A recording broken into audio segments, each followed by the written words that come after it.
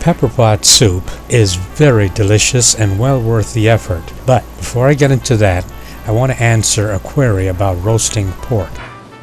In roasting pork, it's very simple. You take the weight, multiply that by 35, and then add 35. In this case, this piece of pork is 4.92 pounds. So when you multiply that by the 35 minutes plus 35 minutes, you'll get 3 hours and 27 minutes. And you simply roast it 3 hours and 27 minutes at 350 degrees, and it's perfect. Now, back to the pepper pot soup.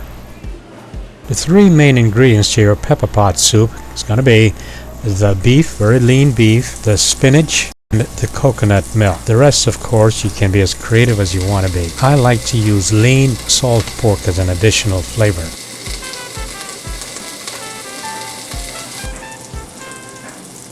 The very first thing to do, of course, is to cut up your beef in bite-sized pieces and then brown that along with your lean salt pork if you choose to use that. Once your meat is nice and brown, you'll want to add the spinach. I add only the spinach leaves.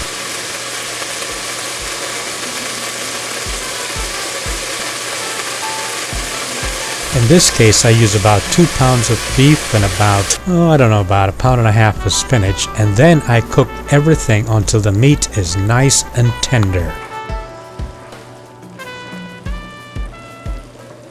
Don't forget to add salt and pepper to taste. Now, once the meat is nice and tender, I add 1 Scotch Bonnet Pepper, scallion, can of coconut milk, of course. That's going to give you that amazing flavor that I told you about. And since I did not have yam, which would have been perfect, I used common household potatoes.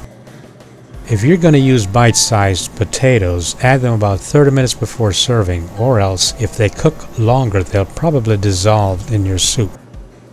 This is what your nice thick soup will look like when you first start, which, by the way, will be ready in about an hour.